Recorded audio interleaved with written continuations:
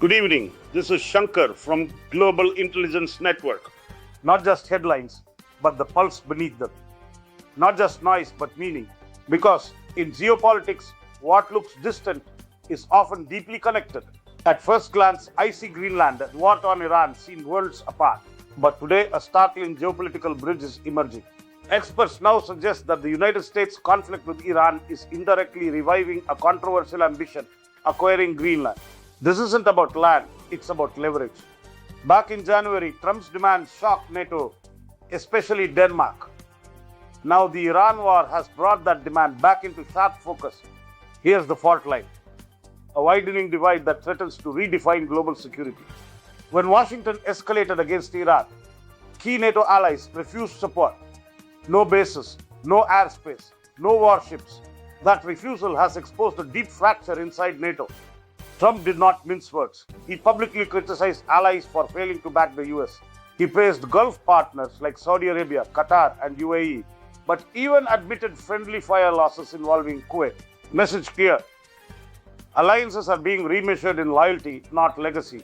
Why Greenland? Because Greenland is not ice. It is a vault of rare earth minerals, strategic positioning, and Arctic dominance. And looming behind it all, China. The real war is long-term, resources, technology, control. But critics call this strategy chaos, not chess. With US midterms approaching, aggressive moves on Greenland look unlikely. Even Trump's core base is wary of another foreign entanglement.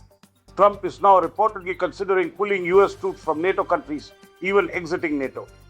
But here's the legal war. A 2023 US law requires congressional approval to leave NATO, ironically backed by Marco Rubio, now part of Trump's own administration. In Washington, bipartisan resistance remains strong. NATO, for many, is still the backbone of Western security. Now to the epicenter, the Strait of Hormuz. After failed talks in Islamabad, the US is considering limited strikes on Iran, a naval blockade, even a broader bombing campaign. Though full-scale war remains less likely, for now, Iran is not blinking. Its military wars. Any foreign vessel entering Hormuz could trigger a decisive response. The Islamic Revolutionary Guard Corps has drawn a red line. This narrow waterway carries nearly 20% of global oil. Any disruption is a global shockwave. And the markets are already reacting. Oil prices have surged past $100. Global stocks are sliding. Supply chains are trembling. The International Monetary Fund has issued a warning. Do not escalate. Do not act alone. Now the conflict widens. Trump has warned China.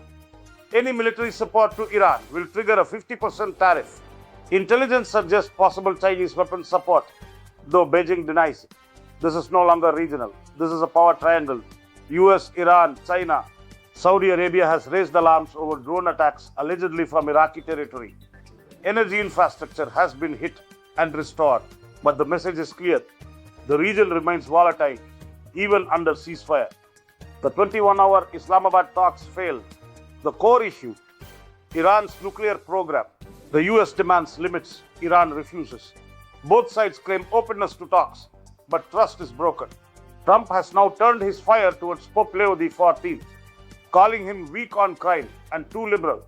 The Pope, meanwhile, calls for peace, rejects war rhetoric. Even faith is now entangled in geopolitics. In Europe, a political earthquake. Viktor Orban has lost power after 16 years. Victory goes to Peter Magyar, promising reform and alignment with Europe.